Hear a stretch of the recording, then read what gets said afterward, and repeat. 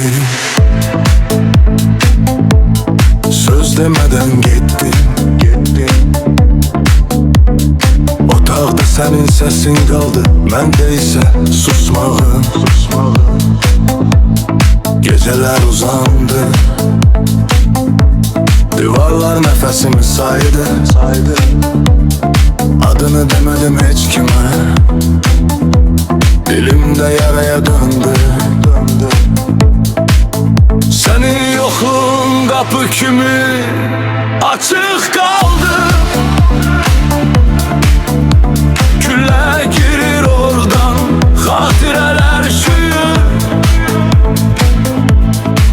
Mən səni unutmadım, sadəcə hər gün biraz daha sensiz yaşamağa öyrəndim. Səhərlər buz kimi soyur. Gözlərim dolu xatirələrlə hər gün çər küçə səni xatırladı. Sən getdin, dünya dəyişdi, amma mən yenə səni axtarıram. Sənin yoxluğun qapı kimi açıq qaldı. Külə girir oradan, xatirələr şüyür. Ən ağır ayrılıq bilirsən nədir? Gedən deyil, qalana çevrilməkdir.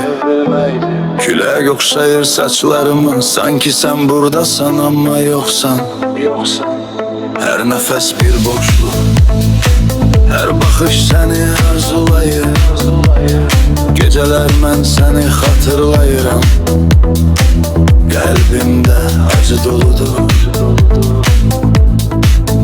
Sənin yoxluğun qapı kimi açıq qaldı. Külə girir oradan, xatirələr şüyür.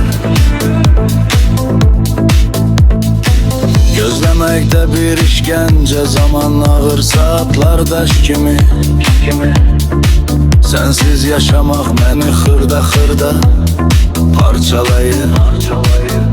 Amma bil ki, hər qaranlıq gecənin sonunda sənin xatirənlə oyanıram. Sevgi ölməz, amma acısı həmişədir. Sənin yoxluğun qapı kimi açıq qaldı.